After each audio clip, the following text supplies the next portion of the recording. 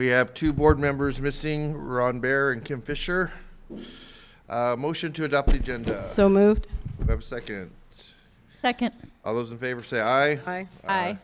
3-0. Okay, top of the batting order is discussion of 2016-17 negotiated solutions team process. I saw the gang all come in from their first meeting. So, Jim. President Gregoire, members of the board, Dr. Weitenheimer, this is a study session, so this is an opportunity to have a candid discussion about the topics that are presented. I just wanted to ask the NST members if they wouldn't mind standing just to be recognized. I know that some of them were able to join us. If you wouldn't mind standing.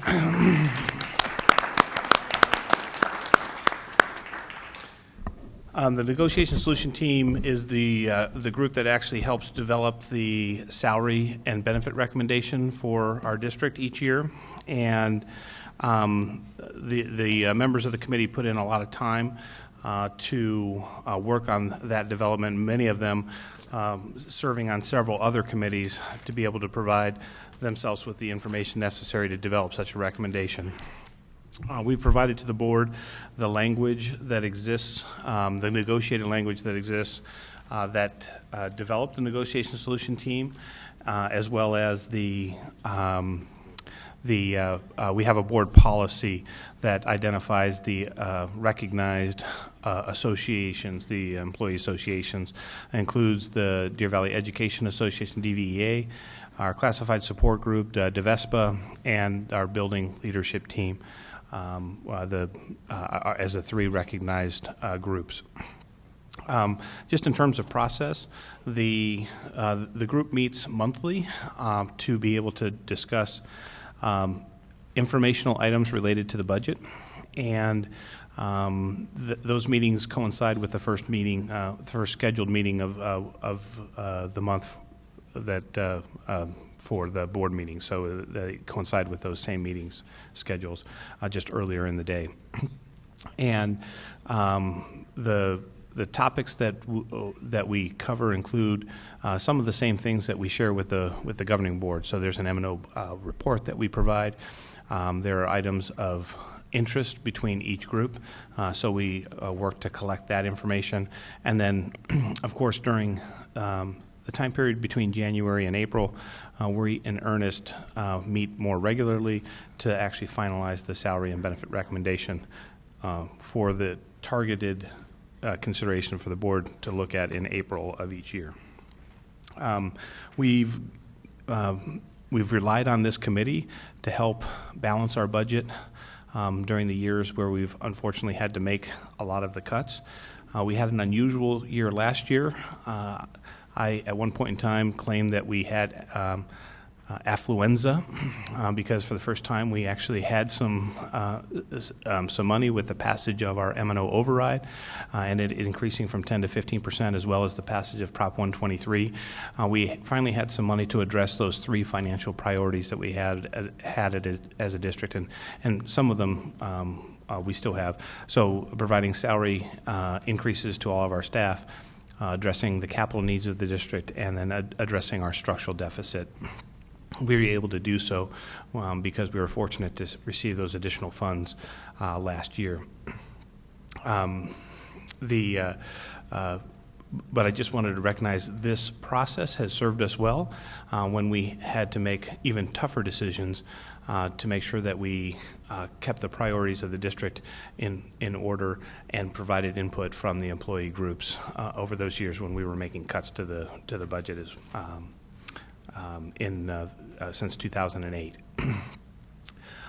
With that, one of the things that we wanted to just acknowledge is last year was a unique year. The timing of many things I think we can improve upon, and I'm not trying to be critical. I'm just trying to learn from the experience of last year, and would love to get more input from the board, and I think that's one of the reasons this is on the agenda tonight, to talk about the process for this particular year and the timing of when some of that input could take place, to hopefully not end up like we did early in May of last school year, where we found ourselves having a study session followed by a special meeting to be able to approve a salary recommendation that had to be put together late in the evening that night.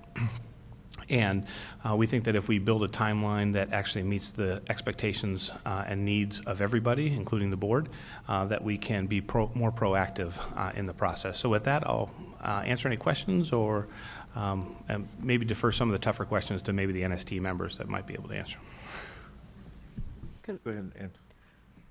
One of the items that I would like to address is the process of a group, if they chose to be recognized where they felt that they were not represented in the best way under an umbrella, such as we saw our counselors, all those that used to be prior to the 301, we can't pay that, pay them out of that. They kind of in limbo because we had no money and didn't have to worry about it. How do we go about that if a group wanted to do that? President Gregoire, Ms. Ordway, great question. In fact, this was part of our discussion earlier from our meeting this evening. And one of the things that we've talked about is taking every position that we have in the district and creating a matrix of the vital information that would be relative to that position. So is it an exempt position? Is it an hourly position? Is it a contracted position? And what is their representation within the three identified employee groups? And so that's a task that we're going to endeavor to accomplish early in this year so that we can even publicize that information. I made this comment earlier in the year, but I'll do it again. When we came out of that first NST and the money, the different, like the administrative wanted this and the certified wanted that and the classified wanted this, it bothered me because I thought we were going to have a unified answer and not this is mine, that's theirs. You're one committee, you're not three different committees. And as a board member, it's our job to think as the district as a whole and solve where we need to. Sometimes one gets more frosting than the other, and that's just the nature of the beast, and sometimes that happens. But I would like to see the NST to think more of the district as a whole, and I understand the groups have their desires, but when it came to me, it's like it was us versus them versus them versus them, and we had 4 committees here, 3 committees in a board, and I really didn't, so anyway, those are my 2 cents.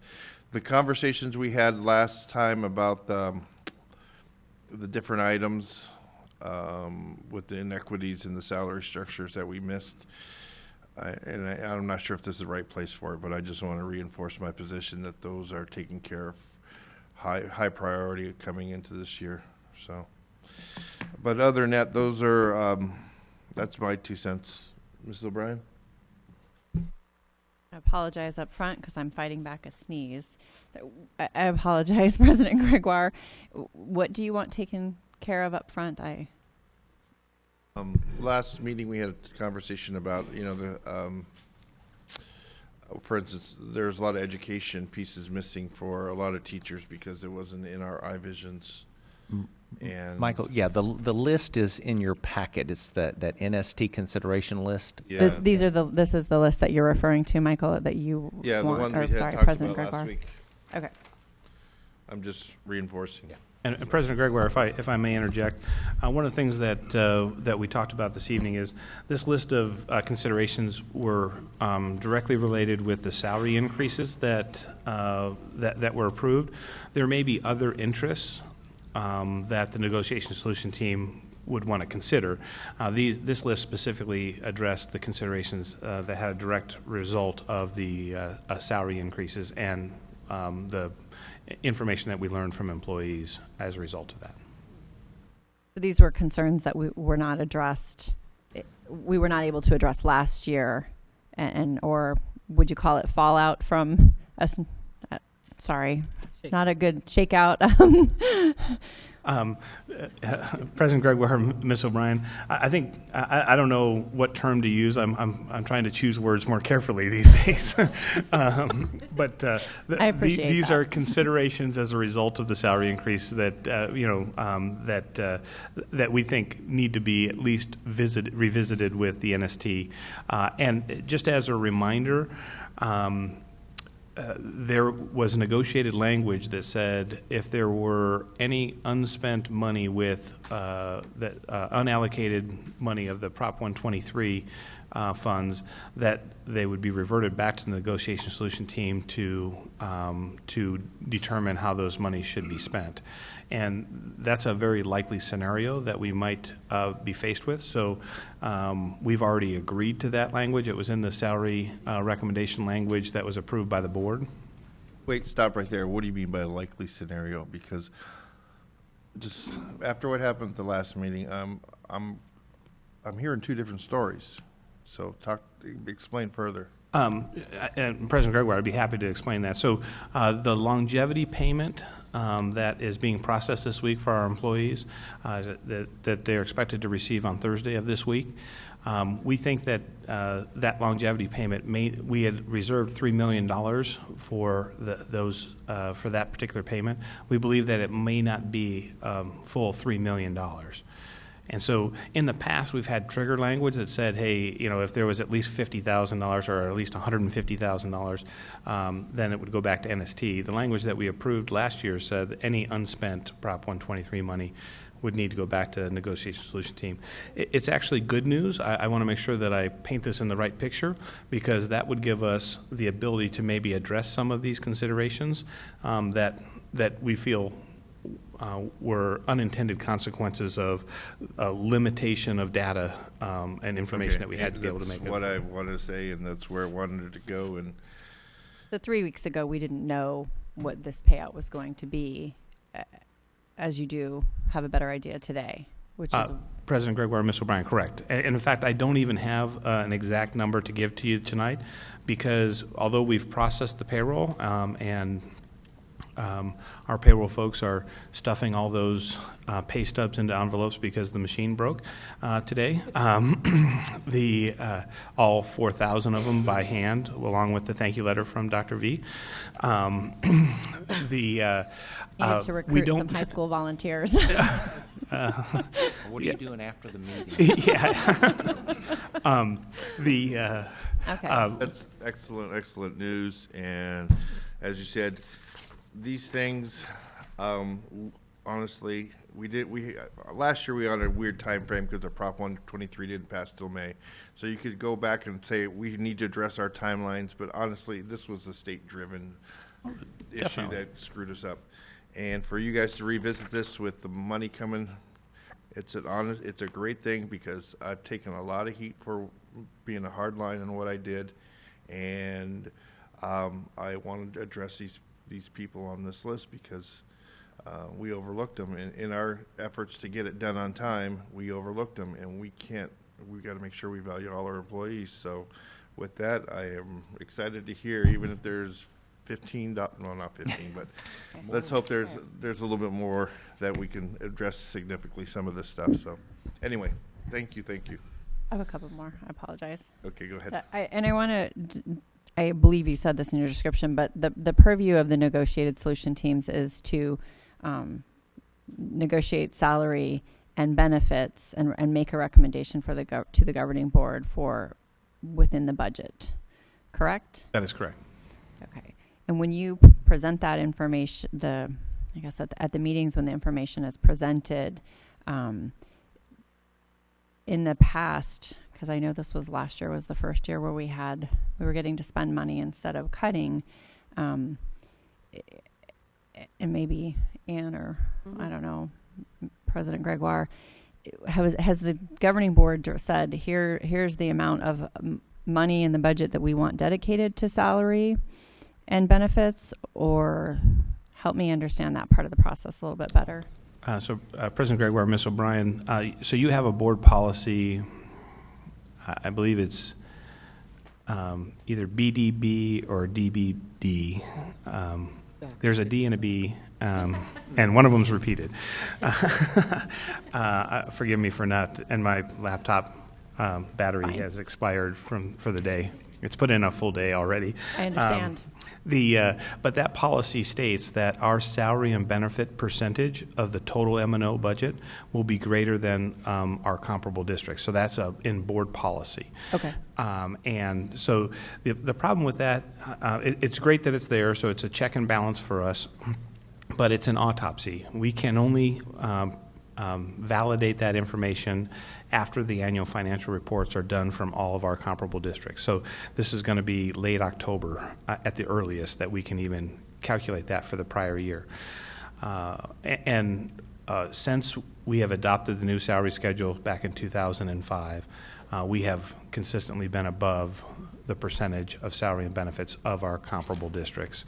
So that's the back check that we have. And remember, salary and benefits, 87% of our budget, more than 87% of our budget is spent in those two categories. Okay. So we do have a board policy.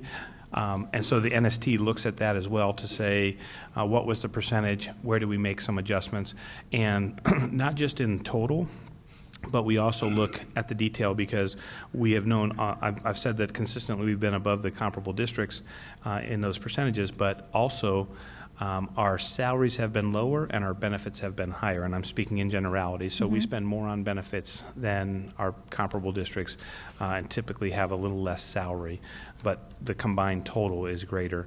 And those are conscious decisions, part of the benefit committee as well as the recommendation that is brought before the board each year. And just one other point, the thing that we think from a timeline would be helpful is just, any parameters that the board wants to see in terms of budget priorities for the upcoming year. That's where we think the negotiation solution team could benefit from if that information was known to us in advance of us taking a look at the budget in earnest starting in January. Okay, so what I'm hearing you saying is maybe we should have in December or November, have a meeting, or whether it's a study session, and we talk about our priorities of what we feel is needed for the next fiscal year.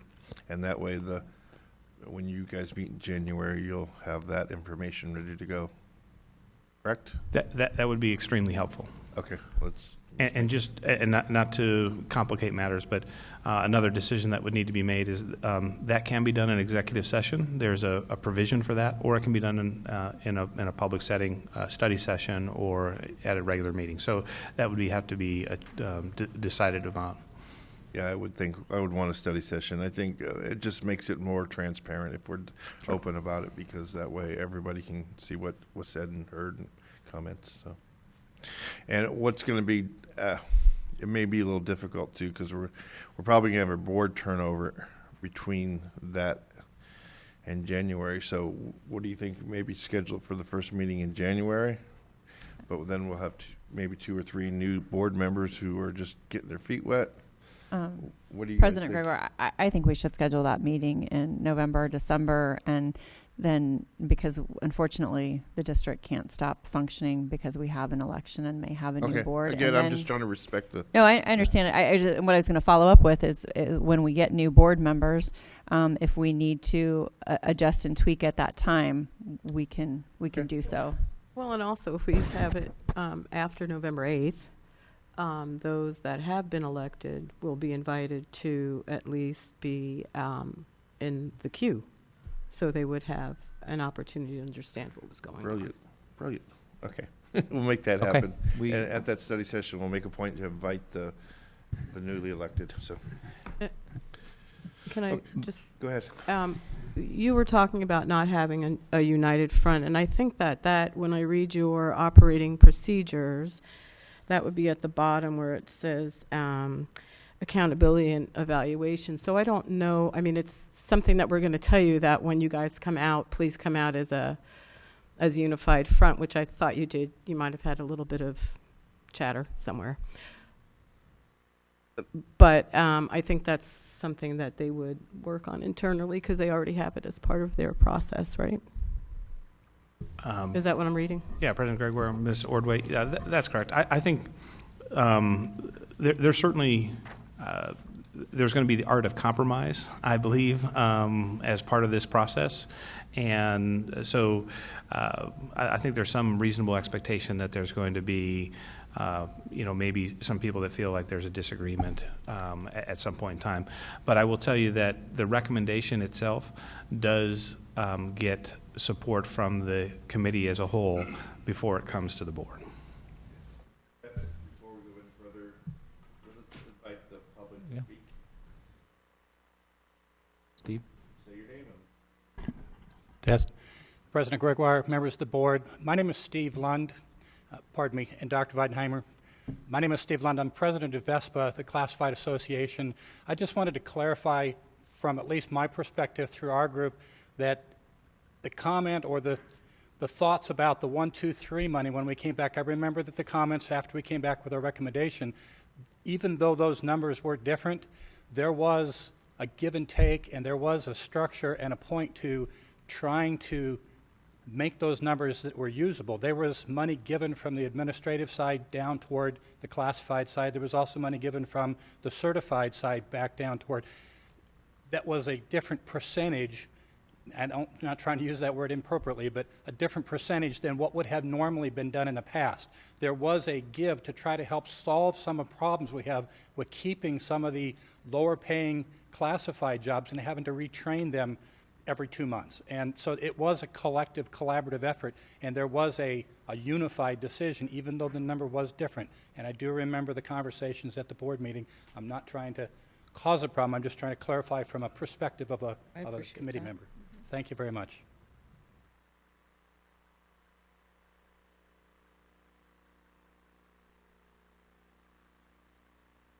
Okay.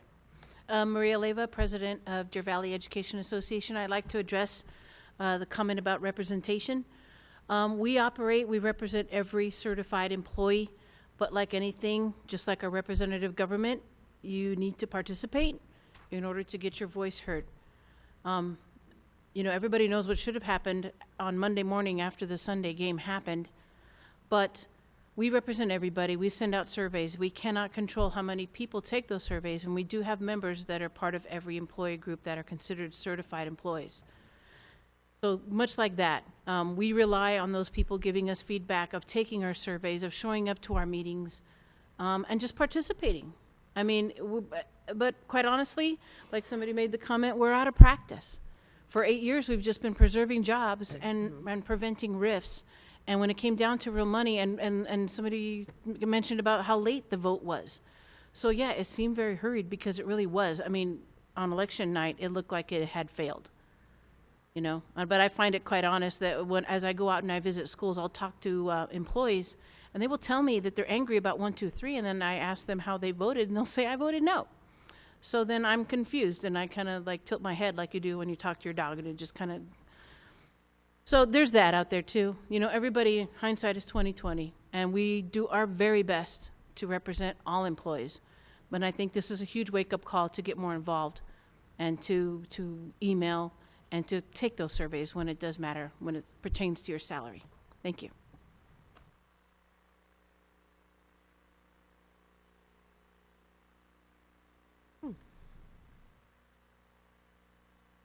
Good evening, President Gregoire, members of the board, Dr. Weidenheimer.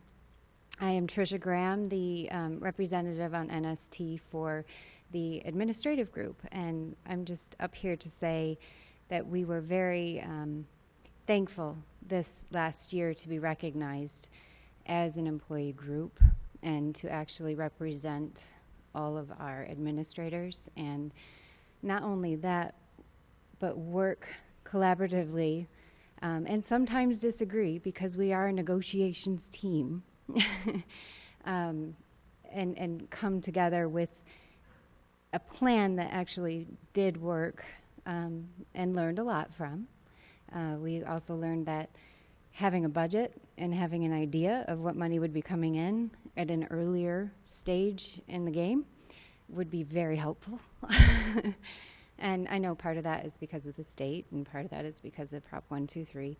But knowing what we have to work with gets our negotiations going a lot faster.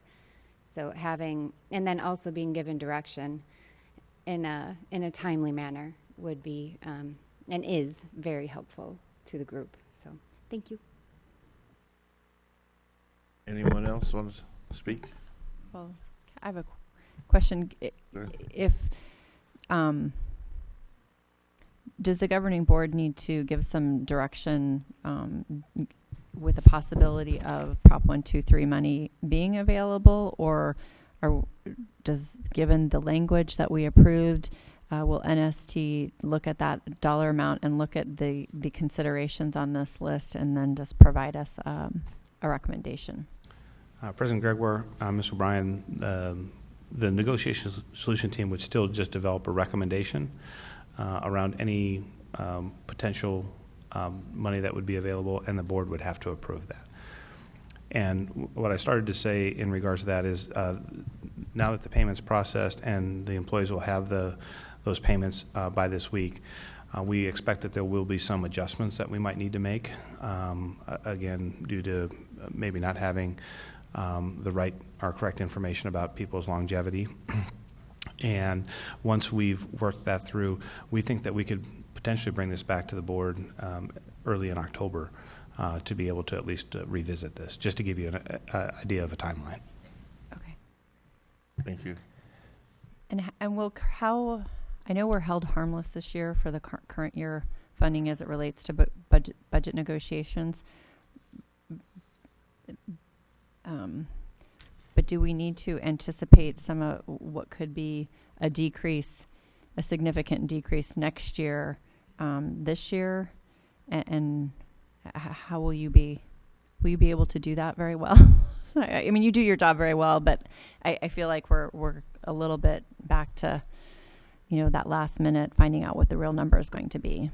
Certainly, and it's a good point. With current year funding this year, even with the hold harmless provision that we lobbied for and was successfully able to get implemented, if we continue to decline in student enrollment, let's say in the school year 17-18, then we would have to endure the reduction from this year, 275 students, and next year's reduction, whatever that would be, in 1 year. So you would have a compounding problem in 17-18 if we don't accommodate for the reduction in students this year, even though we won't actually lose the funding in this year. You'd have 2 years worth of declining enrollment that you'd have to overcome in 1 year in the 2017-18 fiscal year. And this is a math problem. 278 times what?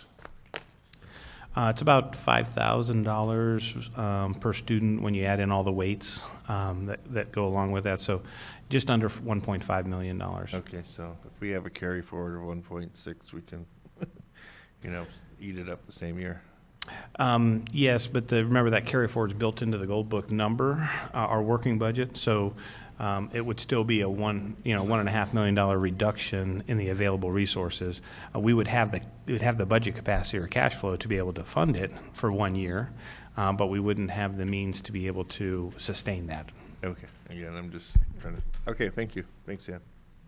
Mr. Gregoire, before we move off, because this item is about the NST process, any adjustments to the composition of NST or the direction of NST would have to be created in language. And so I just want to be sure that when we leave, we're not leaving with a direction to change those processes, but with a promise from NST and from the administration that each employee group is clearly communicated with where their representation is on NST, and I'm repeating what I've heard for the last 30 minutes, kind of summing up just the agenda item, because without direction from the board or changing of language, we go into this next cycle, and the opportunity that we want to address is to under the current circumstance would be to make sure that all of our employees know where their representation is in the group that gets together and goes about this business of providing a recommendation to the board. And Go ahead. if there's a group that sees the matrix that sounds like being developed, and they were to decide that they wanted their own representation, I'm gonna pick on the counselors, because that seemed to be a group we heard from a lot, and they're, I'm not sure if they fall under certified or not certified, but they've said we want to have our own seat at the table because we don't really fall in anybody's category. Is there a process for them to formulate their own group and potentially have a seat at this table to negotiate? Not under the current structure, not with direction from the governing board or an override of the NST, because Well, how did we because form the the BLT, composition is. though? I'm sorry. We just formed a BLT, so would they not follow that same process? Yeah, sure. And you know what? I'm not going to argue for or against that. Oh, but no, the plumbers and the carpenters, the individual groups, they're all paid differently as well. Okay. So I don't want to argue for it or against it. I'm saying under the current circumstances, the direction of the board, there would have to be action on, not tonight, but action on part of the governing board to change that process, which would be the composition of the group that comes together or the work that they do. And I'm just trying to get clarification here so we don't leave and come back, 2 weeks from now Okay. acting like we're in a These are different public place. meetings where anybody can sit and observe. The NST meetings? NST. Jim, Yes, they there, are. Mr. McLarino? I apologize. I'm getting my computer back up. This is a work team. So the negotiation solution team is a work team. But one of the things that we talked about this evening is potentially building into our process maybe a public meeting where we could actually make sure that the interests are known of each of the recognized employee Well, the groups. thing is, say the psychologists want to sit at the meeting to see how they're affected. They're allowed to go. I mean, or the counselors. They don't have a seat at the table, but at least they can observe the conversation and they can be relied on to answer a question or two. No, I think what Mr. McLarino is saying is because they're work meetings, aren't they closed meetings? Here, anyone can They go. are. They're closed. It's a work team and it's a closed meeting. Then I guess, then I would say like to they're see them here, maybe they open up can for a go. couple, 3 times, just so you can get that inclusion of all those other groups without having a seat at the table. So Jim, could we bring back the matrix that you talked about and a schedule of open meetings or public meetings or something then throughout that process? That way it's clearly communicated to everybody. They know. Before the recommendation Yeah, comes to the board, for they sure. can have their input, so. Bring that up. Okay, Well, can do. Can I just, underneath team membership, it says others may attend and participate as observers. So they don't participate as active people, they just listen, or not. President Gregoire, Ms. Ordway, we do invite others in on occasion, and we have had public setting meetings, but the actual regularly scheduled meetings are closed work team meetings. Okay, so that's not on there. And President Gregoire, did you just request that we have more public meetings where we would have, okay. We'll bring you a schedule back, and you can say add 2 more or take 3 away or whatever you want to. And I would agree. I think give that that's feedback. a good I love that direction at idea. this point to make sure they know where they fall and communicate with them and then have public meetings. I like Perfect. that. Thank you. Okay, any other? Seeing none, student discipline data and its gathering. Dr. Corson and Ms. Copen.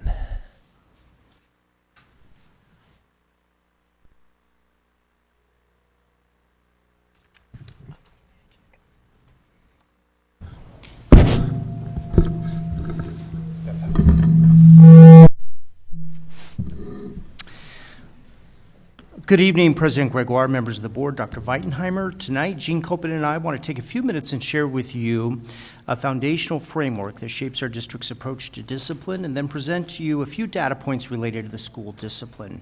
We hope this information supports your discussion tonight. Last year, this visual became the framework for the DVUSD Comprehensive Safety Plan. Through our work with ADE, Homeland Security, and the Central Arizona School Emergency Preparedness Response Consortium, we have learned that school safety requires a comprehensive approach that includes levels of prevention, intervention, and response. The largest level you see on this diagram is prevention. This is where we would hope that the majority of our effort and attention go. Prevention includes creating positive school cultures that reduce the likelihood that discipline infractions will happen. The next tier is intervention. The purpose of this tier is that when something happens, we intervene to reduce the chance that will happen again and provide a protective plan for the impacted students in the school. And then the smallest layer is response. Student discipline falls into this layer. Despite all the efforts to create a positive culture and provide interventions, some students still misbehave. And when this occurs, school administration works with the student family to assign appropriate consequences for the behavior. Discipline also provides us an opportunity to re-enter the situation at the intervention level and create tools for the student to avoid future discipline. As mentioned on the previous slide, school administration and district office pour tremendous efforts into designing school systems that create order, recognize positive behavior, identify expectations, train students on new behaviors, and use data to predict and focus their prevention plans. Two structures that our schools are using for prevention are PBIS and MTSS. PBIS is Positive Behavioral Intervention Support Systems that establish behavioral supports and a social culture that is needed to achieve school, social, emotional, and academic success. PBIS emphasizes the creation of systems that support the adoption of evidence-based practices and procedures and requires that schools collect data to provide evidence of success or the need for refinement. A couple of data sources that schools use for this purpose are our Gallup poll, the benchmarks of quality data, which measures our PBIS implementation, and student discipline trends. PBIS is a layer under the MTSS system. Last year, all DV schools implemented the structure of MTSS to address the need for tiered support in the areas of academics and behavior. When a student has multiple occurrences of misbehavior under the MTSS umbrella, the team will begin to develop Tier 2 and Tier 3 supports for that child. As mentioned earlier, PBIS requires that schools regularly analyze data. This data would include our discipline trends by infractions, location, time of day, student groups, and by consequence. In a PBIS system, some infractions pose more of a threat to our school cultures than others. This would include incidents of bullying, harassment, intimidation, defiance, disrespect, and any infractions involving physical aggression. These are the ones that are most serious to damaging a school culture. We also know that out-of-school suspensions are the least desired consequence due to the loss of instructional time. Although sometimes an out-of-school suspension is appropriate for a behavior, schools are striving to consider alternatives to off-campus suspensions and create consequences that will change behavior. At the district level, we track the data that most negatively could impact our school cultures. This would include off-campus suspension, long-term suspension by infraction, incidents of bullying, and disproportionality for subpopulations. We would like to share the data that we have been tracking in these areas. We'll begin by sharing the off-campus suspension data and then moving into long-term suspensions broken down by infractions. We'll be sharing bullying data from the 15-16 school year and discipline data for subgroups that was recently submitted to the state as part of our PBIS grant final report. And then finally, we'd like to end by highlighting some of the successes that 4 of our schools have experienced with the implementation of their very specific PBIS programs. This first slide of data addresses off-campus suspensions for a 3-year trend. This data is recorded as the number of suspensions per 100 students. The reason we report these numbers per 100 students is to accurately compare schools of different sizes. For comparison reasons, if we were to use raw data, which would be the actual number of incidents, it would be difficult to compare schools because school size would bias the data. Recording data like this helps us to identify the rate in which suspensions are occurring no matter the individual school enrollment. This year, 3-year trend shows an increase from 14 to 15 and a slight decrease in 16. This data was collected from the Arizona Incident Management System. Our goal with this data is to decrease the rate at which our schools are using off-campus suspensions as a consequence. A downward trend could be indicative of a decrease in number of behavioral incidences, increased success with prevention and intervention strategies, and increased use of suspension alternatives. In this next slide, this helps us see the rate of off-campus suspension days allocated per 100 students. As you may notice, there was an extreme spike between years 14 and 15, and we attribute this increase due to the recording procedures that didn't account for students who were attending Vista Peak or chose other options. When students are suspended 10 days, we record the initial 10 days, and then the student is either transferred to Vista Peak or is withdrawn. A few incidents in the system were not capped at 10 days, and this accounts for the higher numbers in 2015. Since then, we've provided additional training to the new personnel entering this data so they know to cap the suspension at 10 days. Again, our goal with this data is to decrease the rate at which our schools are using off-campus suspensions as a consequence. In this next graph, you see that data about the use of in-school suspensions as consequences. The first graph, this graph represents the rate of incidents per 100 students, and the second graph represents the rate of days served per 100 students. In-school suspensions is a desired consequence over off-campus suspension, and we encourage our schools to utilize this consequence when possible because it enables us to provide an alternative instructional day for the student, thus keeping their academic progress moving forward. This slide shows a 5-year trend of students receiving long-term suspensions, which are suspensions over 10 days administered by a hearing officer.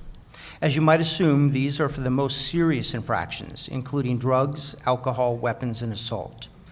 Last school year, 122 students received long-term suspension consequences, and this equates to 0.4% of the student population in DVUSD. This data was collected from long-term suspension hearing logs. This data is important to us as a district team because these are high-stakes infractions that have significant implications for students. These infractions that are represented by the data often require very targeted prevention and intervention strategies. Additionally, each one of these hearings is an expenditure for the district because we hire an outside hearing officer to facilitate the hearings. By creating environments in which these types of infractions decline, we are also able to preserve district resources. I mentioned in the previous slide that the long-term suspension consequences are assigned to the most serious infractions. In this slide, we want to break down those infractions. The gray bar represents the 15-16 school year number of referrals to long-term suspension hearings. As you can see, 87 were for drugs and alcohol, 16 were for weapons, and 27 were for student misconduct that would include incidents of aggravated assault, theft, vandalism, and an accumulation of referrals. This is one piece of data that we are using to focus prevention efforts this year. Another way we also track our hearing data is by education classification. As you can see, the yellow is the general education compared to children that are in special education as identified by having an IEP. These are statistics that we keep an eye on as well when it comes to our most serious infractions, which would include a hearing. The data on this slide was collected from Power School's log entries.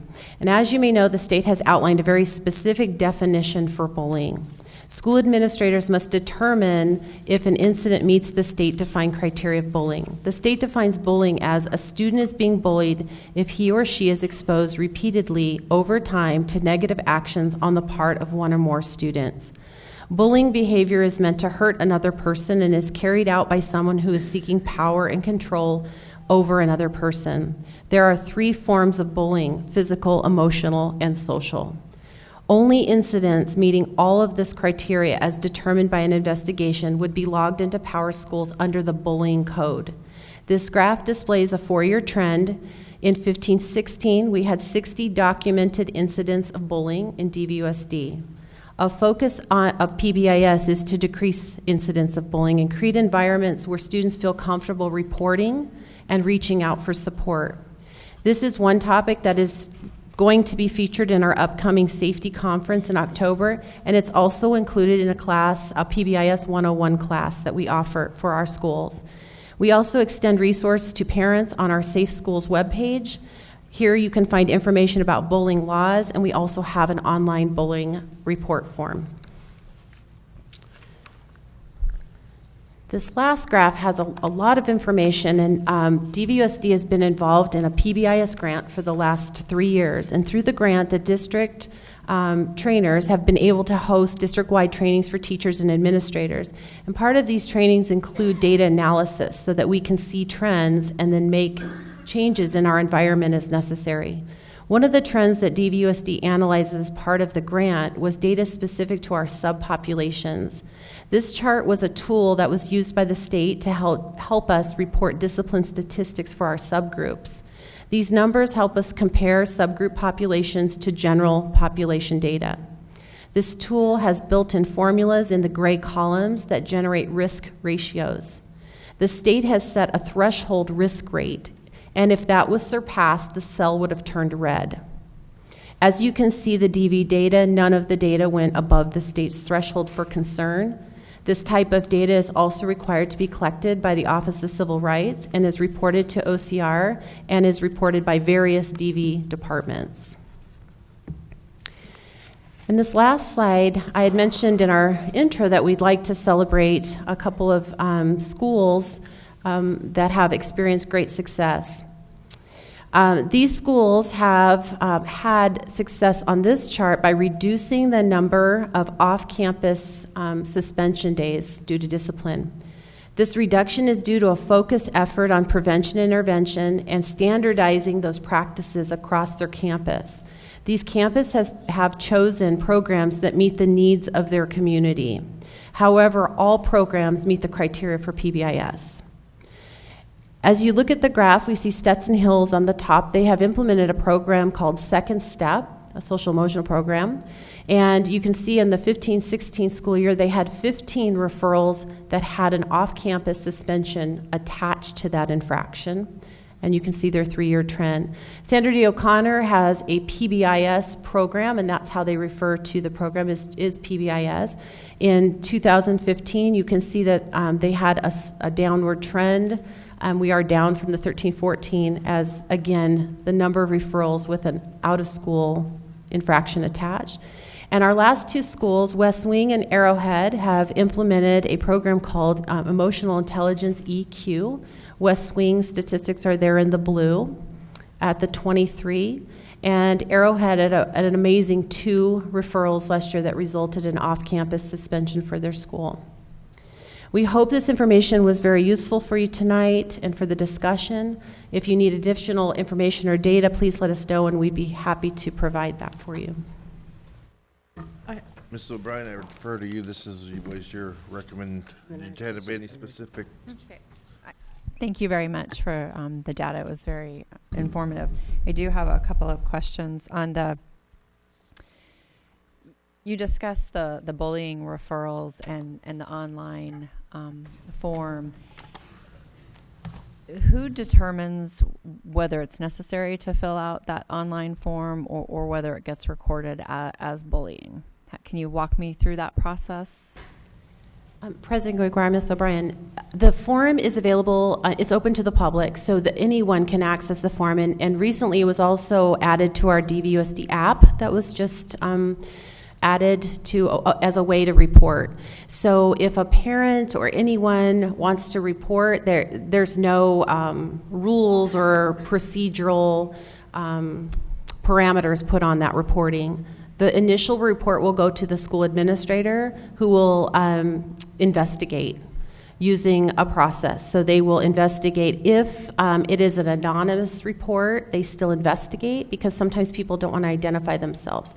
We also get reports, we have an anonymous tip line, and in creating an environment that combats bullying or sets up an expectation of anti-bullying, reporting methods are super important, the way that we open up lines of communication. So under state direction and training, they always encourage anonymous hotlines or an anonymous way to report We take those tips and we investigate those as best we can. And through that investigation, again, if it meets the criteria of bullying, they will deem it that, and either and they will log it under Power Schools as a bullying. They will assign a consequence, and they'll work on the mediation that's going to need to happen between the two parties. Otherwise, sometimes what initially looked like bullying could be a one-time incident that could be labeled harassment. It could be kids just being mean to each other. It really takes the form of a lot of different situations. Okay, so filling out the form or filing an anonymous tip merely starts the process of the investigation, and then based on the investigation results, a determination is made whether or not it falls into the bullying category. Correct. Okay. Sorry, I have a couple more.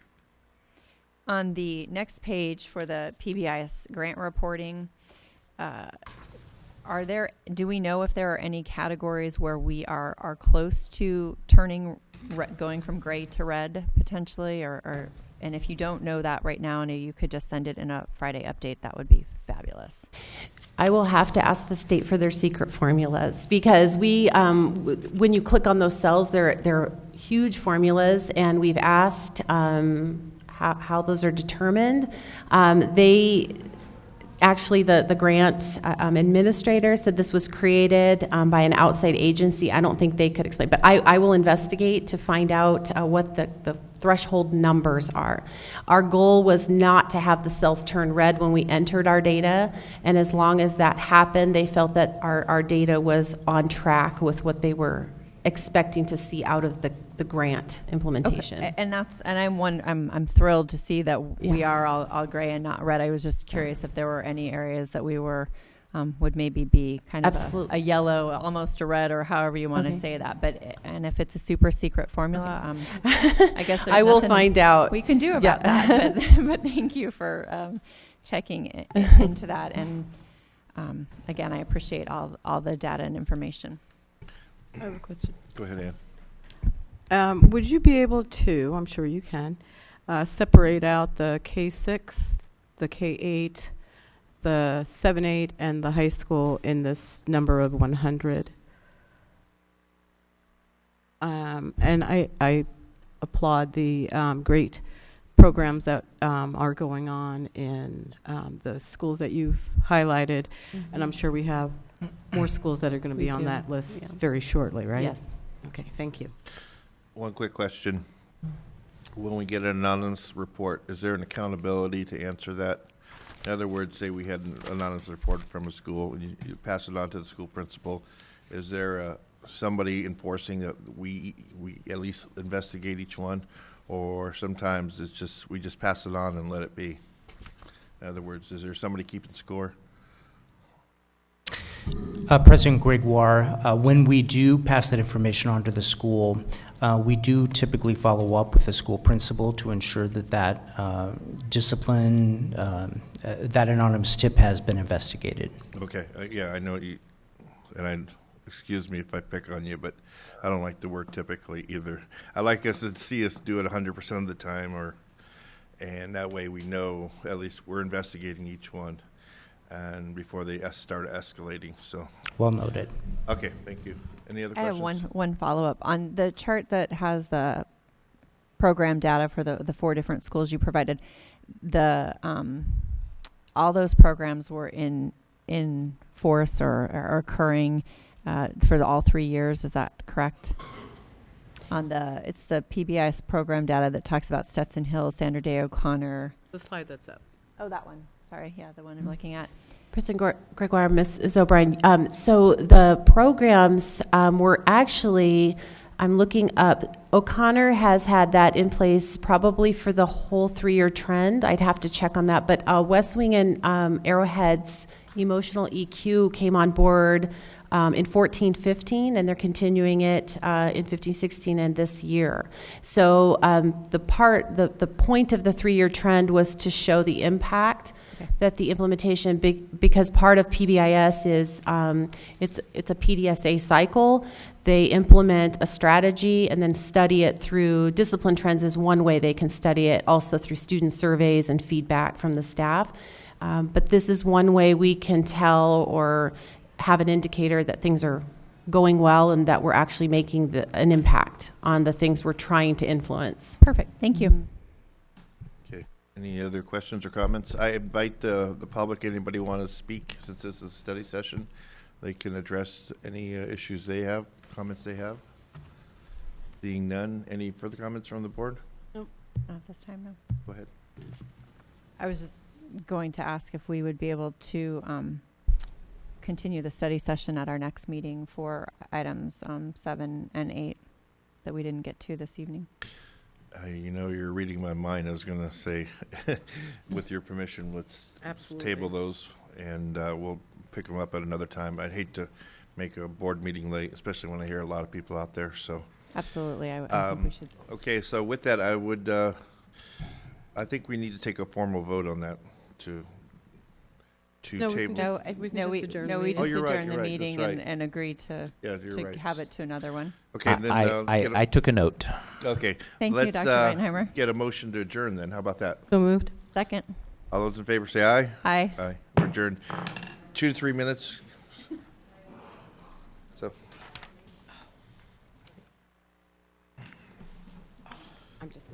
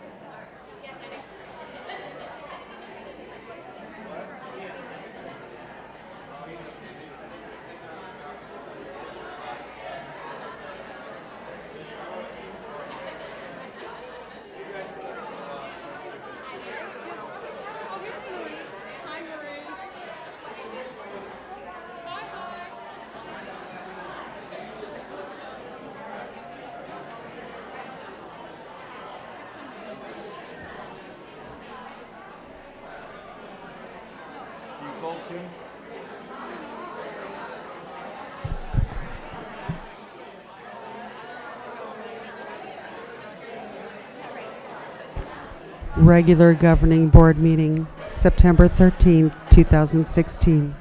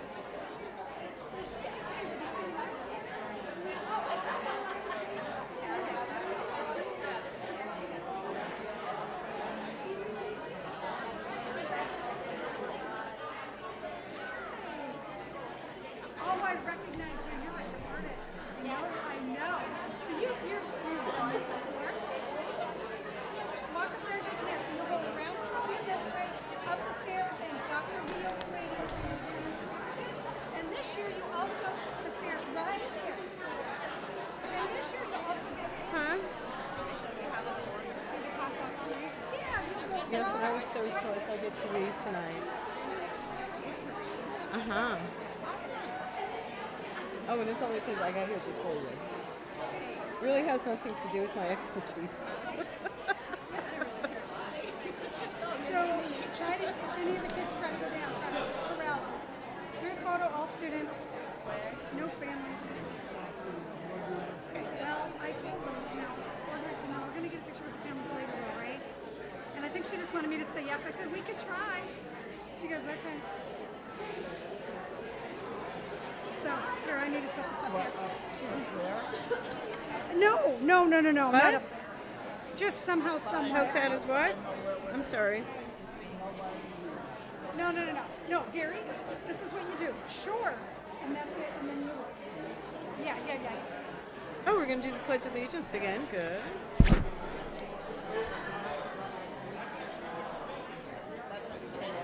All right. I think she just wanted me to say yes. I don't think she even cared if I really did. That was the impression I got.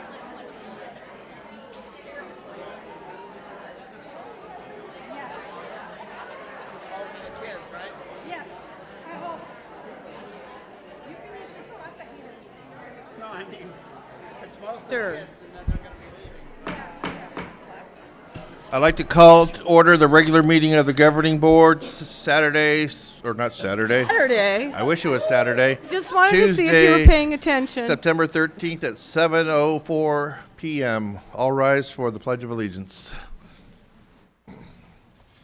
I pledge allegiance to the flag of the United States of America and to the republic for which it stands, one nation, under God, indivisible, with liberty and justice for all. Okay, roll call. We're missing two board members, Kim Fisher and Ron Bear. Can I have a motion to adopt the agenda? So moved. Second. All those in favor say aye. Aye. Awards and achievements. Monica.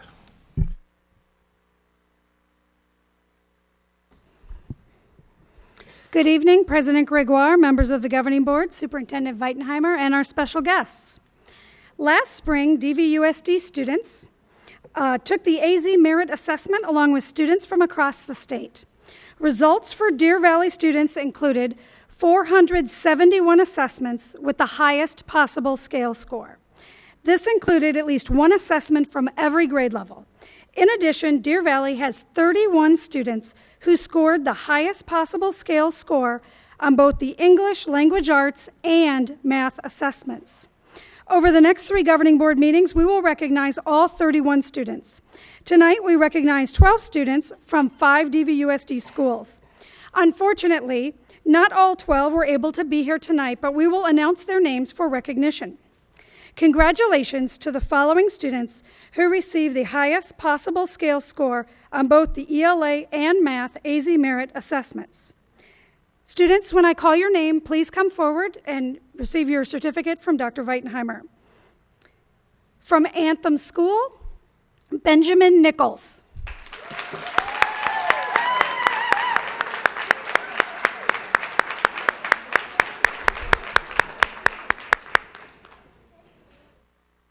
From Canyon Springs School, Zoe Francis.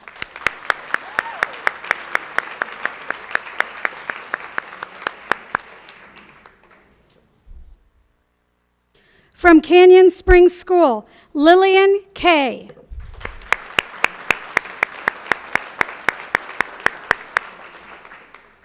From Canyon Springs School, Violet Kay.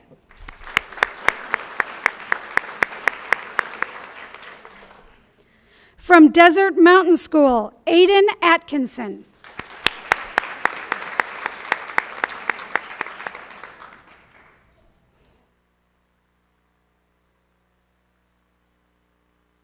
From Desert Mountain School, Addison Thompson.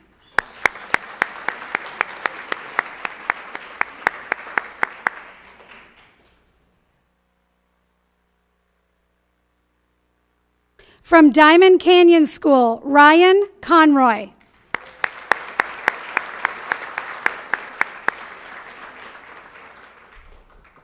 From Diamond Canyon School, Cole Hembrook.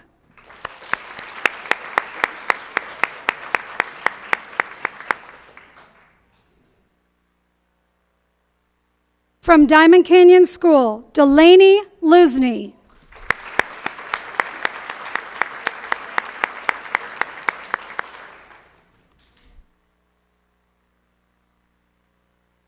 From Diamond Canyon School, Olivia Wright.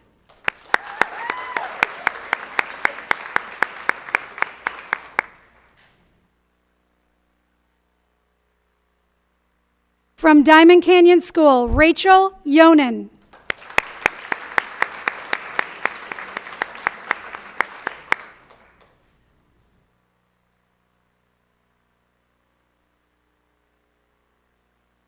And from Gavilan Peak School, Avery Shuey.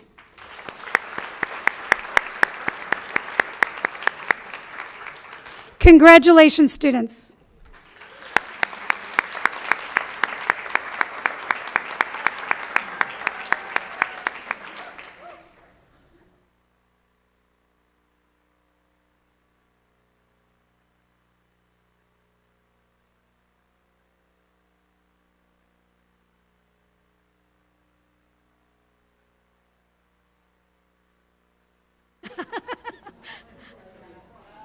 No, you're good. You're good.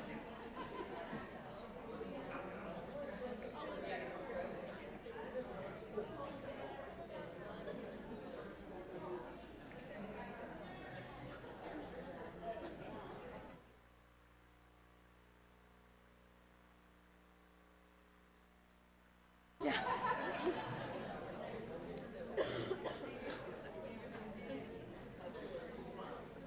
It's like the paparazzi has invaded yet.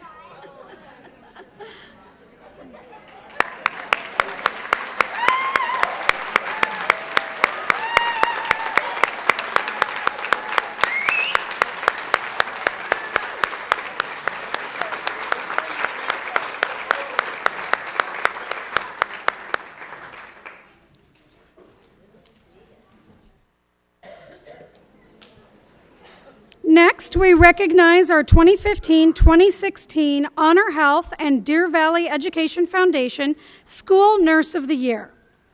The award, now in its 12th year, acknowledges excellence in school nursing and leadership in school health. Our School Nurse of the Year receives a commemorative certificate, a check for $500, and a $150 check for their school's health program. Here to recognize those who work hard every day to keep our DVUSD students healthy is DVEF Executive Director Marie Brennan.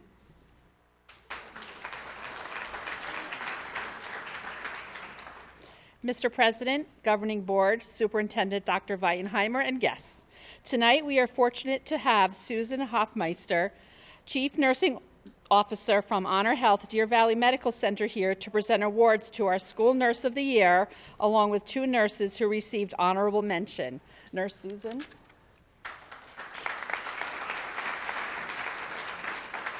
Thank you, Marie. It is a true privilege to be here and to be part of the Deer Valley Unified School District Nurse of the Year Award on behalf of Deer Valley Medical Center. This honor is really near and dear to my heart. I actually became a nurse after observing my mother as a school nurse at Village Meadows Elementary School in the 1960s and early 70s. She was my inspiration to choose this profession years later, so essentially I owe my entire career to a Deer Valley Unified School District school nurse.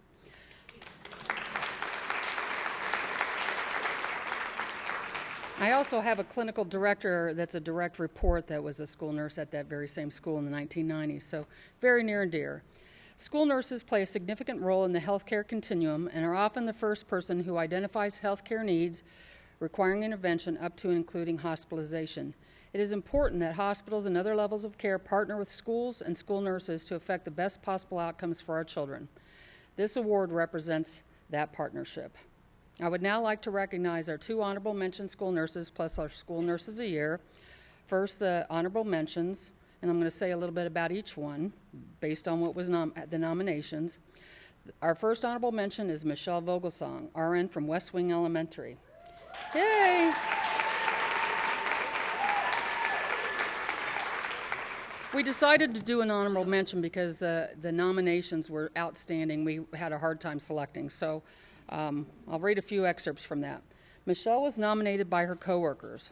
They find her to be a blessing and describe her as a kind, compassionate, caring, and respectful, and finding working with her to be a true pleasure. Some of the highlights mentioned in her nomination include the following.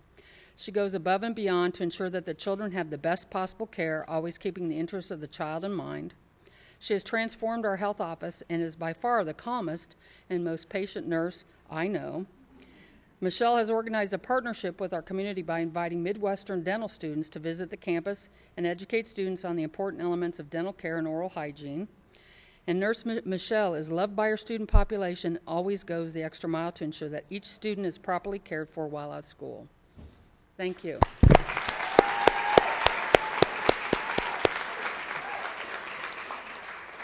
I would ask you to come forward, but you're already there. Our next honorable mention is Kelly Hansen from Anthem School.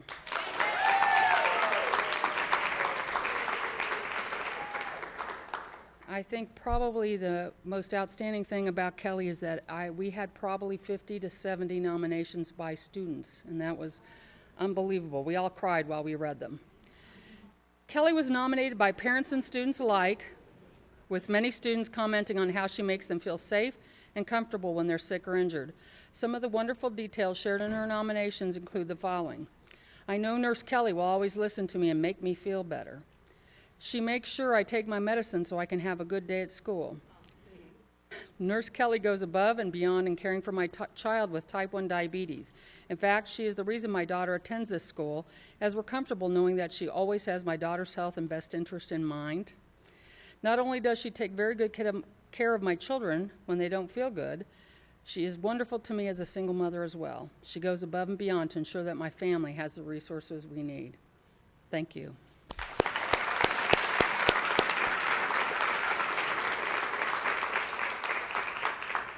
Last but certainly not least, we want to recognize as the School Nurse of the Year, Nurse Karen Hurst, RN from Highland Lakes, as Honor Health Deer Valley Medical Centers and DVEF Deer Valley School Nurse of the Year. Please come forward.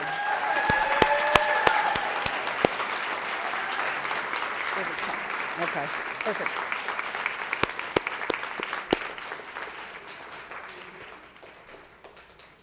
Karen was nominated by a parent and a coworker who indicated that Karen goes above and beyond to ensure the physical and emotional needs of her students are met and strives to maintain a healthy environment for everyone. Some of the many ways that she serves the needs of students, parents, and coworkers include the following. Karen collaborates with the staff on making healthy choices for fundraisers and concession sales. She thinks outside of the box to get messages out to the kids. In order to emphasize the importance of hand washing, she created a video entitled Hand Jive Dance, where staff and teachers wash their hands and explain the importance of hand washing during flu season. And we just did something similar at the hospital, so yay. Karen goes to great lengths to ensure diabetic students have the clinical and emotional support they need. She has created an information sheet for all staff and teachers, which includes a photo of the students, potential symptoms, and what to do in case of an emergency. And Nurse Karen helps keep the constant stream of students sent her way each day with a smile on her face and positive attitude in her heart. And finally, she juggles all of her duties with grace and is a true pleasure to be around. I cannot tell you how fortunate I feel to have her here from the both perspective of a parent and a colleague. Thank you.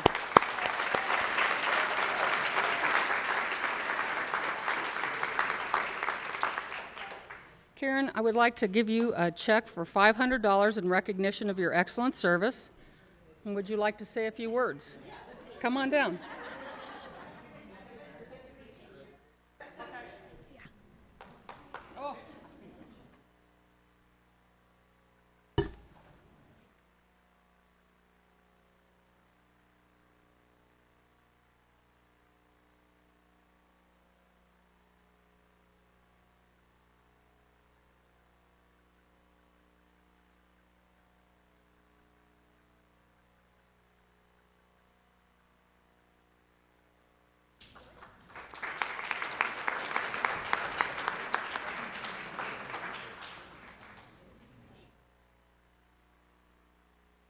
For you. Thank you so very much. And this is for your principal. Is he here tonight? Oh, of course. Mr. Anderson? Mr. Anderson, we also have a little gift for the school. Thank you so much. Pleasure. Thank you very much. I'm very honored. My school has gone over more than you can even imagine, thanking me and congratulating me on this. I mean, they've been wonderful, and I wish everybody feels as appreciated as I do right now. It's just wonderful. The digital marquee, I think all the schools got them by now. It's because congratulations, Nurse Karen, with all the fireworks for 4 months now. I mean, I think the Martians are aware of it at this point. But I wanted to say a little bit about school nursing. School nurses have a unique edge to help children be the best that they can be.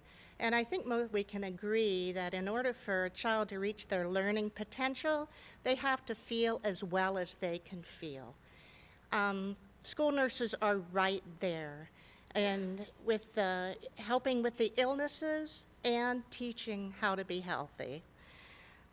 Even in the beginning, we have piles of immunization records, but that in itself is helping the community stay healthy, as well as the vision and hearing and all those big programs. But then you see the school nurse take off with the wheelchair, running across campus to help somebody that's seriously ill or injured. School nurses do those and everything in between, all those things to help our children. And I think school nurses really shine when it comes to children with chronic illnesses. They spearhead accommodations, both formal and informal, to help these kids feel safe in that environment, in such a large environment. And another thing is school nurses don't have the doctor to rely on. We have each other, which is amazing. But we don't have that referral and ask a doctor to help us. We have to make these critical emergent decisions, and quite a few of them. And I did a quick poll with our school nurses just lately to figure out just how many diabetics, insulin-dependent diabetics we have in our campus. And from what I gathered, we have an average of 4 on every campus. And food allergies are through the roof. And every child with a food allergy has a potential for anaphylaxis. And that's 39 per school is the average. And every time there's a chronic illness, the school nurse informs the staff so that they can identify which kid has these illnesses. They are taught what the symptoms are and when emergency procedures need to take place. There's a lot that school nurses do. And I'd like to recognize our school nurses. I saw a lot of you here. Would you please stand up? Thank you.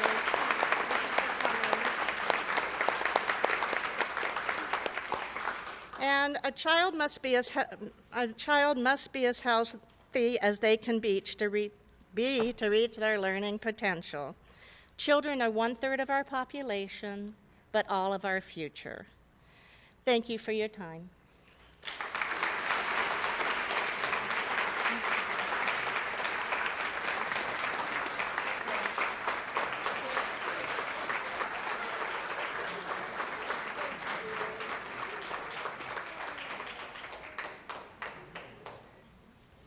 Highland Lake School created a wonderful video to celebrate their nurse and DVUSD School Nurse of the Year, Karen Hurst.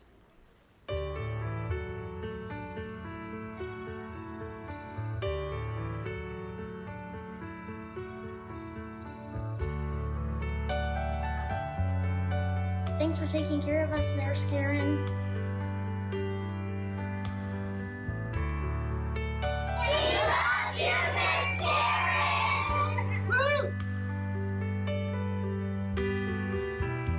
I know why Nurse Karen's name is Nurse Karen. Because her name has care and she likes to care. Congratulations, Nurse Karen! You're the best nurse ever! Nurse Karen, I want to start by saying thank you. Thank you for being you. You are one of the most amazing people I know, let alone the best nurse I know. This is an award that has been a long time in the making, and I'm glad that you finally got it because I cannot think of anybody that is more deserving than you. Thank you for always taking care of us. Thank you for always having a kind smile on your face and that brings comfort to children and parents and staff members. You truly make Highland Lakes a better place. Thanks for being you. We love you, Nurse Karen.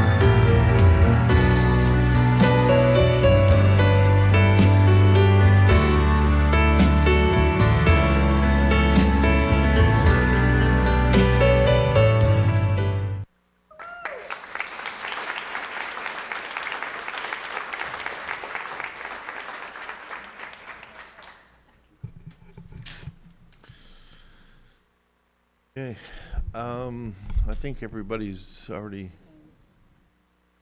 left, so I think we can move on. Usually we take a brief intermission because we have celebrations, and if anybody that wants to go, by all means, we'll do that.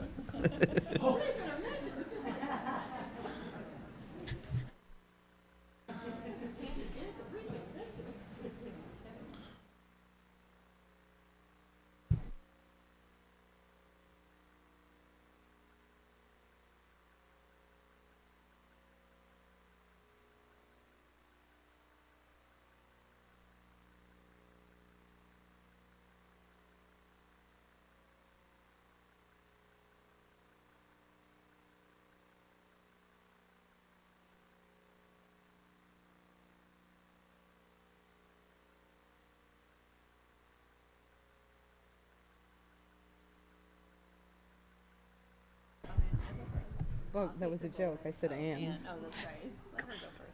I'll go first.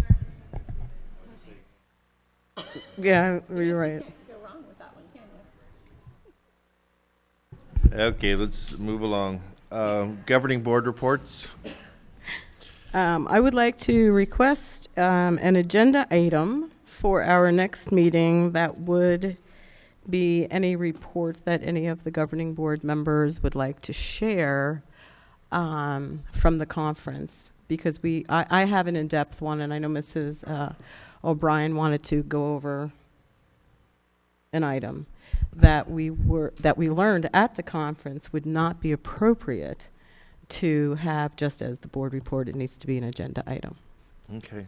And I can see you guys crossing your eyes. We'll explain it to you in an email. Send me an email and we'll add it on, talk about it, agenda review. Yep. Okay, and then on a light note, I'll be real quick. I did go to a volleyball tournament at Canyon Springs that included Deer Valley Middle School, Anthem School, Desert Mountain School, and Canyon Springs, correct? Okay. And it was awesome. And that's it. Okay, Mrs. O'Brien. Thank you, President Gregoire. I was fortunate enough to attend the Business and Community Partner Breakfast, which was fabulous. Thank you, Monica and team. It was well attended, and it's great to see all the principals that could attend and make those connections. I also attended the ASBA pre-law conference and then the ASBA two-day law conference, and then followed that up with a Saturday morning legislative delegate meeting where the Arizona School Board Association delegates voted on their legislative agenda for the upcoming legislative session. As Mrs. Ordway has already mentioned, there was a lot of information to be had at the law conference. It was great to have Superintendent Dr. Weitenheimer there, as well as fellow board members, Mrs. Fisher and Mrs. Ordway. And Director, and the title, I'm just going to say Mrs. Paul, thank you, because that's a lot of letters, was also in attendance on Thursday and Friday, and it was fabulous to get to be with her and learn with her. This morning, I was invited and attended a program put on the League by the League of Women Voters and the American Association of University Women in the Scottsdale Unified School District, called a program called Running and Winning. And they invited current elected officials and former elected officials, females, to come in and talk with approximately 120 of their senior female students about what it's like to be an elected official, what it takes to run a campaign, how do you balance family and work life, and a lot of other questions that were fabulous. I got to talk to a future neurosurgeon, some future nurses, future equine dentist. I didn't know there was such a thing until this morning. Had some very wonderful conversation, brought back some additional material that I would love to share with our high school principals if any of them are interested in that program. It was an incredible experience.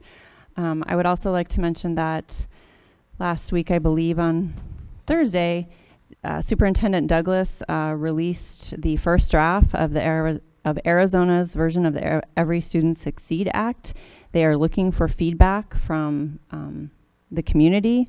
So I would encourage our parents, teachers, administrators, community members to please read that. And this is our chance to get our 2 cents in. And then I will save my remarks regarding the law conference. But one last thing, thank you so much, Dr. Weitenheimer, for getting out the communication regarding the Maricopa Reentry Center. Our student safety is foremost, and some critical things have been happening with that. And just thank you for getting that communication out so rapidly. And it's so fabulous to see these kiddos, and that's my favorite part. And I think we should just adjourn the meeting after awards and go home while we all feel warm and fuzzy.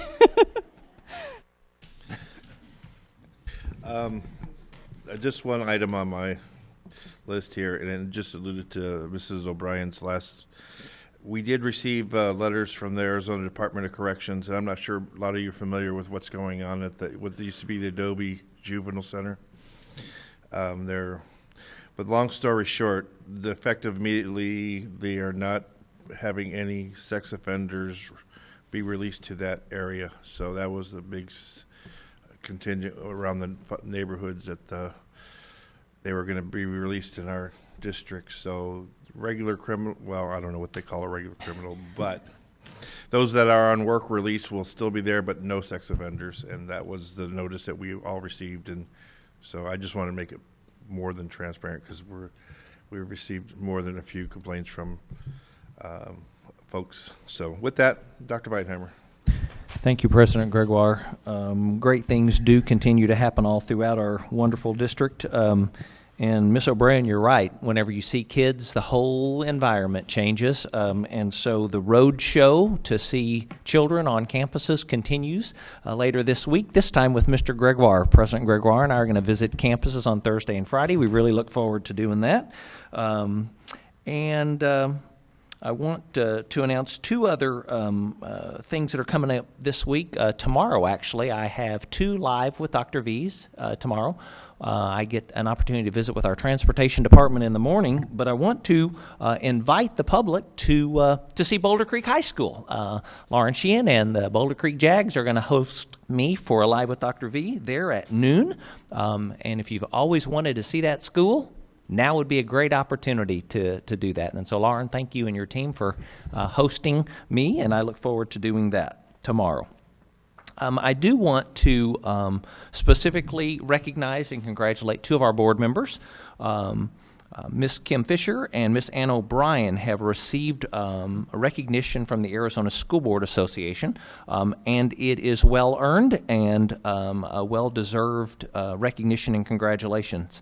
Ms. Fisher received the Certificate of Boardsmanship for 36 continuing education units in 5 special areas, and in addition to that, an Associate of Boardsmanship that was 60 additional continuing education credits for boardsmanship.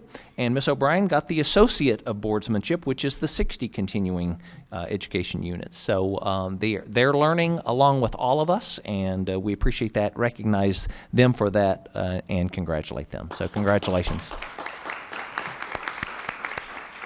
And that concludes the superintendent's report. Mr. Gregoire, back to you.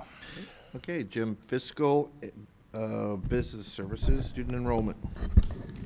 President Gregoire, members of the board, Dr. Weitenheimer, we have our standard monthly reports to share with you this time, starting with the student enrollment report.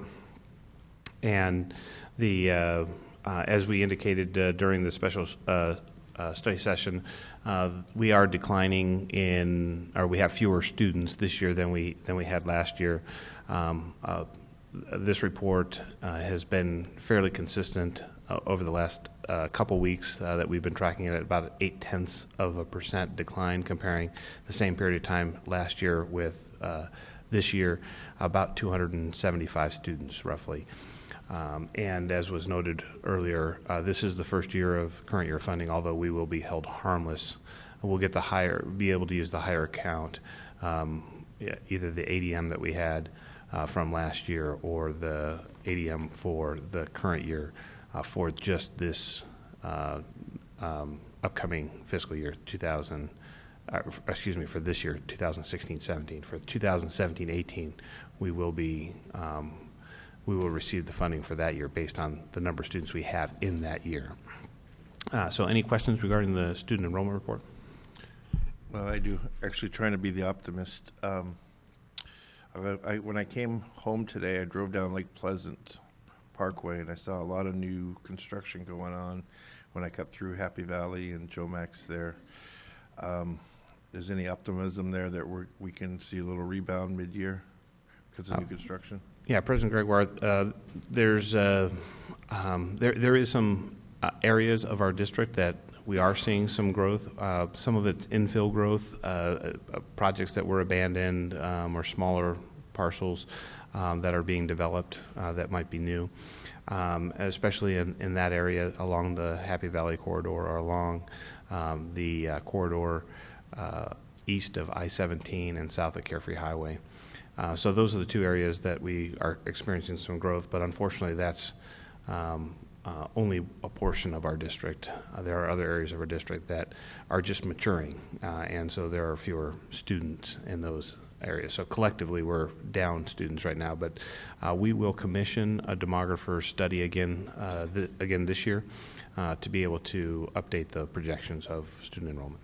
Okay, great. Any other comments? I do have a question. If I recall correctly, Mr. Miglerino, when there was discussion of setting the boundaries for Sonoran foothills, and at that time there was some discussion about looking potentially at boundaries for the high school. Was there, or do we have an idea of how many students we might lose over in that to the school that's to the west of us, Liberty, that should go to Sandra Day, but it's so far they choose to go to Peoria instead? President Gregoire, Ms. O'Brien, it's one of the things that we wanted to include in the demographic study is just the capture rate that we would call it from 8th grade to our 9th grade programs, not only for that population, West Wing going to Sandra Day O'Connor, but certainly in other areas of our district. One of the things that can be a little bit misleading is if the student moves into the West Wing area as a high school student and never attended one of our schools because they just moved there, we don't know that that student exists if they've never enrolled in one of our schools. So it's not an exact science, but at least we can track and account for the students that we do know about. Okay, perfect. Thank you, Mr. Miglerino. Okay, see no other questions. Financial reports. This is the financial report for the month of August, and I'm just going to highlight the M&O report.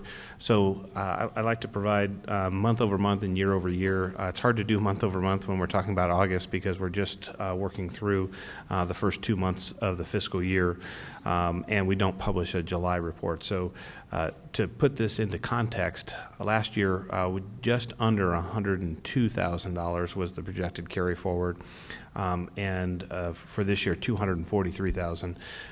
And I will tell you that a lot of that, or some of that, is attributed to the fact that we are declining. We did increase the contingency teachers from 7 FTE to 12 FTE. We haven't needed to use as many of them because, again, we have fewer students, so we have been surplusing individuals to where the need is throughout the district. And then just one other note, the longevity payment that we did speak briefly about during the special study session is encumbered in these numbers. So, and that's going to be roughly $3 million, or just short of $3 million. So it's already encumbered in the amount and accounted for in the $243,000 that you see there. And I'd be happy to answer any other questions regarding the August reports. Any questions? Seeing none? Thank you. Move on to item 7, no old business, consent agenda. I would request that the governing board accept the administrator's recommendation to approve the consent agenda. Second. Second. All those in favor say aye. Aye. Aye. 9A, approve human resource changes. I would ask that the governing board accept the administration's recommendation to approve the human resource changes. Second. All those in favor say aye. Aye. Aye.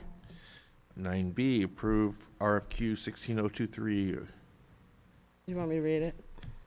Make the motion. And Okay, I would ask that the governing board accept the administration recommendation to approve Orcutt Winslow pending final agreement on the terms of contract as the architect for the Desert Sky Middle School modernization project per RFQ number 16-023.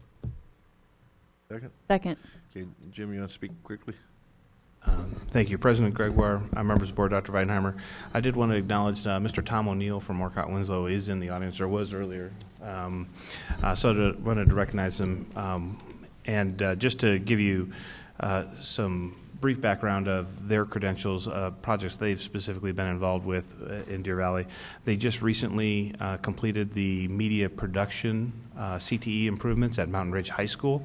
They were the architect of record for that project. And they also helped us with the modernization project at Village Meadows Elementary a couple years ago.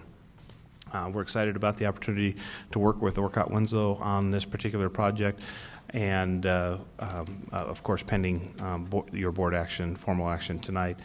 We will enter into an agreement with Orcutt Winslow, and then in typically a late October, actually I think we only have one meeting in October and one meeting in November, or 2 in October and 1 in November. One of those meetings, we would like to bring back to you the construction manager at risk before the end of the calendar year, so that we can get that team assembled and begin the work on this project. But the architect will help. Our naming the architect tonight will help us to start the design for what I'll just color this with a little bit of bias, this much needed improvement that's at this campus. And I'd be happy to answer any questions you might have. Any questions? Seeing none, I'll call for the vote. All those in favor say aye. Aye. Aye. 3-0. Okay, item 10, preview items. We are amending many policies here. So if we'd like, let's just go through one. Yeah, we've got a slide for each one of them, Mike, and we'll give you a real quick summary. There are 10, and there are more coming. ASB has been very actively involved in updating and making adjustments based on changes in legislation and other policies that have needed or required some additional review. So there are 10 of these, and like I said, we have one slide for each one, and so I'll start with the first one, BDF.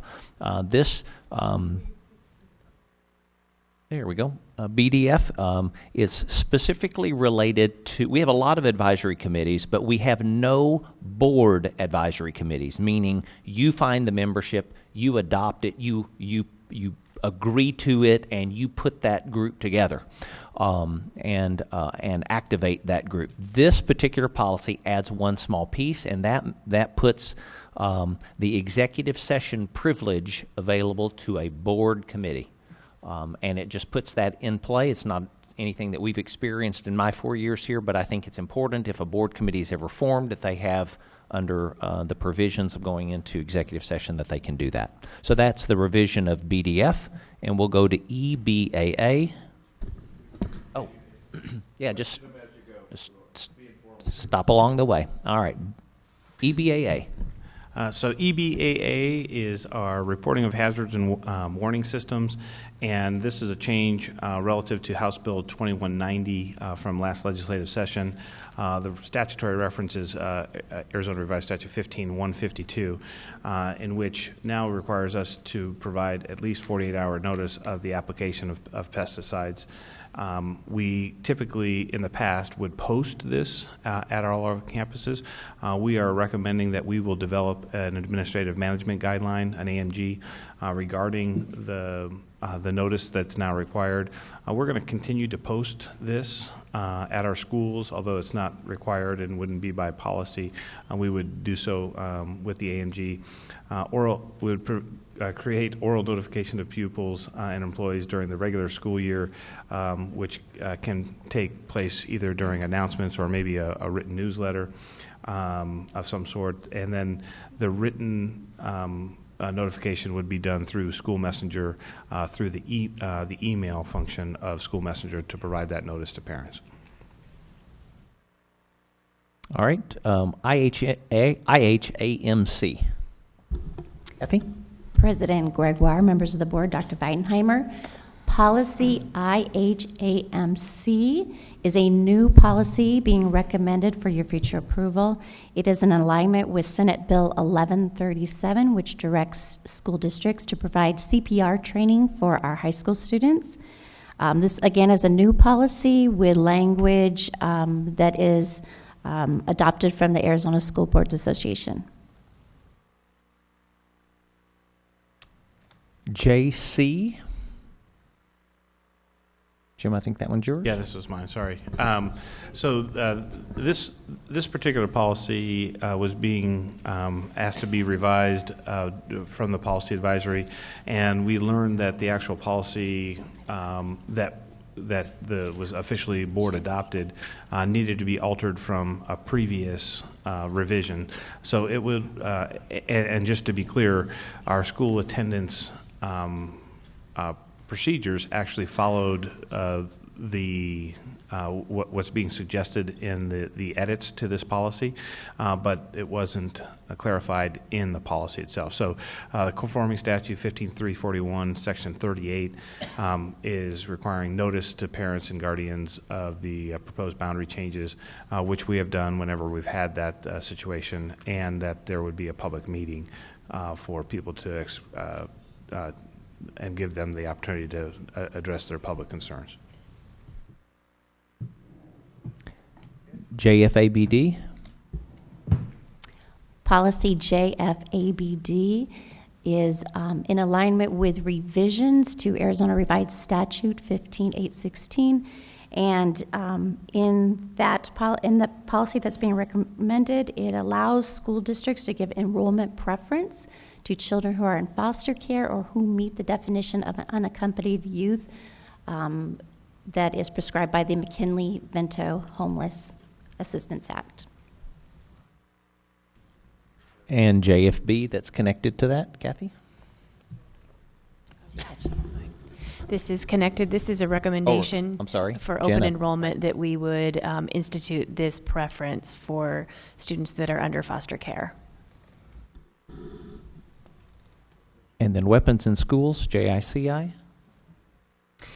In policy JICI, weapons in school, ASBA has recommended that we add language that prohibits governing boards from establishing or enforcing policies that prevent lawful possession of a weapon on public right-of-ways, including highways, streets, and roads that are maintained by the state. Public right-of-way does not include property of the school district. We learned that there was a geographic issue in the middle of downtown Phoenix that created this issue for us, but that is JICI. This doesn't happen in our district, correct? It was not as a result of anything that happened in our district. That is correct. JJJ. ASB has recommended in this policy that we add language indicating the school districts cannot prohibit student athletes from wearing religious or cultural accessories while participating in extracurricular or athletic events, providing those accessories don't jeopardize the safety of others around them as determined by the supervisor or official at the time. Okay, question, AIA understands this policy? That is correct. Because, yeah, I know there's a track, my daughter ran track and you couldn't wear anything. So, okay. KB? Policy KB revolves around parental involvement in schools, and this addition to the policy is in alignment with House Bill 2190, which it allows or has that school districts add a plan for the administration of a parent-teacher satisfaction survey. That one's pretty easy. Yep, that one's pretty easy. And KFAA, Dr. Corson, this is the optional one, right? This one is smoking on school premises at public functions. ASB is recommending that we remove this from board policy. Smoking in public places and in places of employment is already covered through ARS and Title 36. However, we appreciate the governing board's direction on whether to keep or remove this policy, as we realize that keeping this policy punctuates the importance of having smoke-free environments. What about vaping? We need to address that in policy since we're doing it here. Let's talk about that too, because that's very common. And Okay, if we want to change this one, we probably will drop it off and pick it up then later, particularly if we're going to have to get legal review and those kinds of things to make this adjustment. What ASBA is saying is you don't need it. It's the law. You don't need this policy any longer. We can keep it or we can not keep it, but anyway, if we want to look at the vaping thing. In my opinion, I'd like to keep. It's outlawed. I like it twice. No vaping on campus. Keep and look at vaping. Okay. Yeah. I think we should keep it and then do what we have to do to later modify or add to. I'm not sure where the vaping goes, but I think it's an important message to send give us an opportunity to look at that one, because if we keep this one as is, then it retains the ASBA copyright and then they stand behind it. Okay. Let's just see what other districts have done. Right, and at the conference too, they were discussing how to add the vaping into different policies. Okay. This is first reading. If anything comes to you, questions, comments, concerns, or supports, if you'll let us know, these will all appear on the agenda for the 27th for your approval. Great. Okay, no public comments. Future meetings are posted. Can I have a motion to adjourn? So moved. Second. All those in favor say aye. Aye. Aye. That was a pretty... All right. Yeah.